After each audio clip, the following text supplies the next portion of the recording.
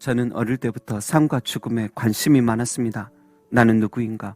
저 우주는 누가 만들었나? 신은 있나? 혼자 있으면 그런 것에 늘 관심이 있었고 그것에 대한 해답이 없어서 공포스러울 정도였습니다.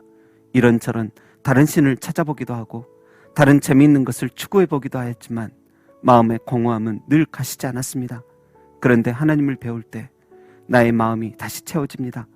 스스로 계신자라는 하나님의 칭호를 듣게 될 때 저는 역시 신다우시다 여겼습니다. 처음이요 나중이요 시작과 끝이요 알파와 오메가이신 주님의 칭호가 너무 좋았습니다. 그리고 무엇보다 이 죄 많고 허물 많은 나를 위해 십자가를 지시고 죽음에서 부활하시고 성령을 부어주시는 하나님의 은혜가 얼마나 행복했는지 모릅니다. 그리고 나의 남은 날의 인생 자체가 바뀌어져 갑니다.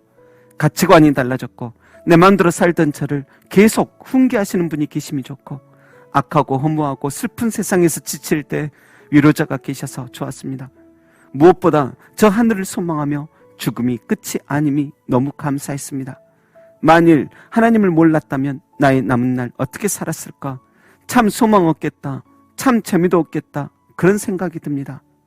우리의 인생은 화살처럼 빨리 지나갑니다.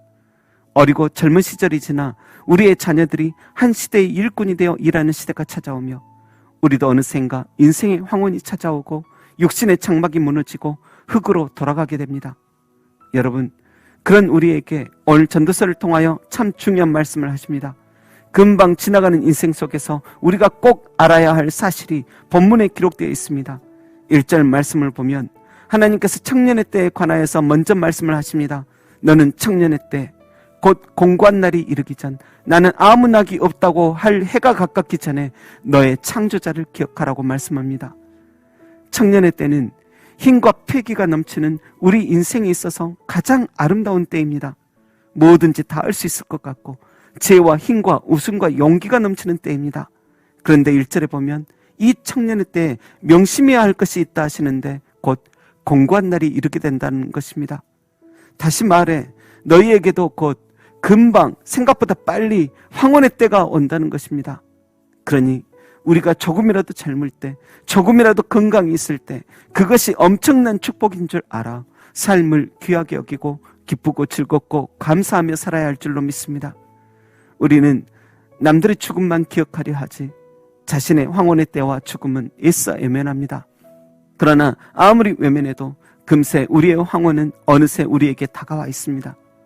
황혼이 찾아오면 공고함이 더욱 더합니다. 먹고 싶어도 일하고 싶어도 쉽지 않으며 잠을 자도 금방 깹니다. 젊을 때는 충분히 인내할 수 있던 스트레스 민감도가 가득해집니다. 몸도 깨지지만 마음도 약해지는 것입니다. 아무런 낙이 없습니다.